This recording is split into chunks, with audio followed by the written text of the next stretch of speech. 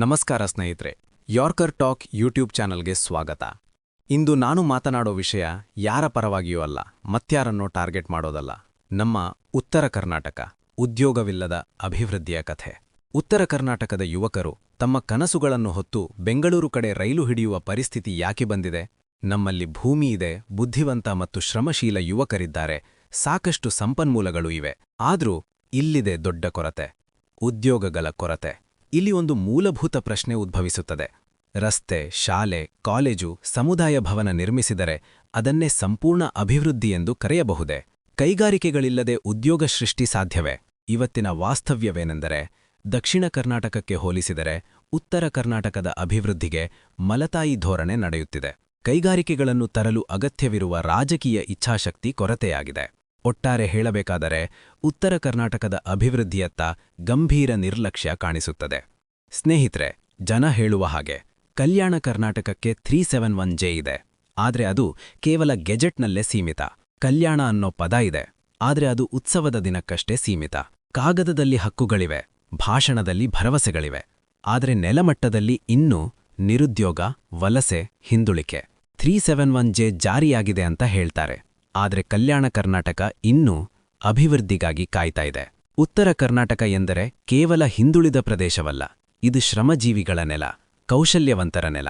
ಆದರೆ ವಾಸ್ತವವೇ ಬೇರಿದೆ. ಇಲ್ಲಿ ಇಂಜಿನಿಯರಿಂಗ್ ಓದಿದ ಯುವಕ ಐಟಿ ಉದ್ಯೋಗಕ್ಕಾಗಿ ಬೆಂಗಳೂರು ಹೋಗುತ್ತಾನೆ. ಡಿಪ್ಲೊಮಾ ಮಾಡಿದವನು ಫ್ಯಾಕ್ಟರಿ ಕೆಲಸಕ್ಕಾಗಿ ಇತರೆ ರಾಜ್ಯಗಳಿಗೆ ತೆರಳುತ್ತಾನೆ. ಡಿಗ್ರಿ ಮುಗಿಸಿದವನು ಮಹಾನಗರಗಳಲ್ಲಿ ಸೆಕ್ಯುರಿಟಿ ಉದ್ಯೋಗಕ್ಕೆ ಅವಲಂಬಿತನಾಗಿದ್ದಾನೆ. ಯಾಕೆಂದರೆ ನಮ್ಮಲ್ಲಿ ಕೈಗಾರಿಕೆಗಳು ಕಡಿಮೆ, ಅವುಗಳಲ್ಲಿ ಧೂಳು ಉಗುಳುವ ಕಾರ್ಖಾನೆಗಳದ್ದೇ ಬಹುಪಾಲು. ಉತ್ತರ ಕರ್ನಾಟಕದ ಪ್ರದೇಶಗಳ ರಸ್ತೆ ಸಾರಿಗೆ, ವಾಯು ಸಾರಿಗೆ, ಇಂಟರ್ನೆಟ್ ವೇಗ ಹೆಚ್ಚಳ ಇನ್ನು ಮುಂತಾದ ಅಭಿವೃದ್ಧಿ ಕಾರ್ಯಗಳನ್ನು ಕೈಗೊಂಡು ಫಾರಿನ್ ಇನ್ವೆಸ್ಟರ್ಸ್ಗಳನ್ನು ಆಕರ್ಷಿಸಿ ಇಲ್ಲಿ ಕೂಡ ಸಾಫ್ಟ್ವೇರ್, ಗಾರ್ಮೆಂಟ್ಸ್ ಇನ್ನು ಮುಂತಾದ ಕಂಪನಿಗಳನ್ನು ತಂದರೆ ಬಯಲು ಸೀಮೆ ಅಚ್ಚ ಹಸಿರಾಗುವುದರಲ್ಲಿ ಸಂಶಯವಿಲ್ಲ. ಆದರೆ ನಮ್ಮ ರಾಜಕೀಯ ಪ್ರತಿನಿಧಿಗಳು ಇದನ್ನು ಮರೆತು ರಸ್ತೆ, ಶಾಲೆ, ಕಾಲೇಜು, ಸಮುದಾಯ ಭವನ ಉದ್ಘಾಟಿಸಿ ದೊಡ್ಡ ದೊಡ್ಡ ಫ್ಲೆಕ್ಸ್ ಹಾಕಿ ಭಾಷಣ ಮಾಡುವುದೇ ಅಭಿವೃದ್ಧಿ ಅಂದುಕೊಂಡಿತ್ತಿದೆ. ಆದರೆ ಅದೇ ಕಾಲೇಜುಗಳಲ್ಲಿ ಓದಿದ ಯುವಕರಿಗೆ ಓದಿನ ನಂತರ ಉದ್ಯೋಗ ಎಲ್ಲಿದೆ?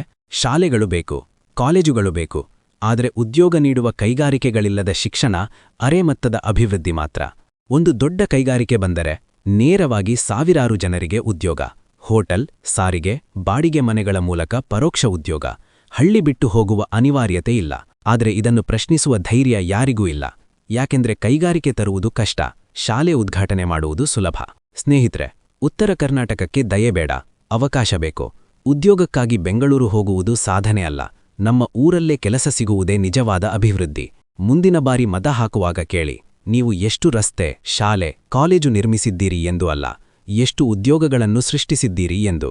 ಉತ್ತರ ಕರ್ನಾಟಕದ ಯುವಕರು ಉದ್ಯೋಗಕ್ಕಾಗಿ ಬೆಂಗಳೂರು ಮತ್ತು ಇತರೆ ಪ್ರದೇಶಗಳಿಗೆ ರೈಲು ಹಿಡಿಯದೆ ಸ್ವಾಭಿಮಾನದಿಂದ ತಮ್ಮ ನೆಲದಲ್ಲೇ ಬದುಕುವ ದಿನ ಬರಬೇಕು.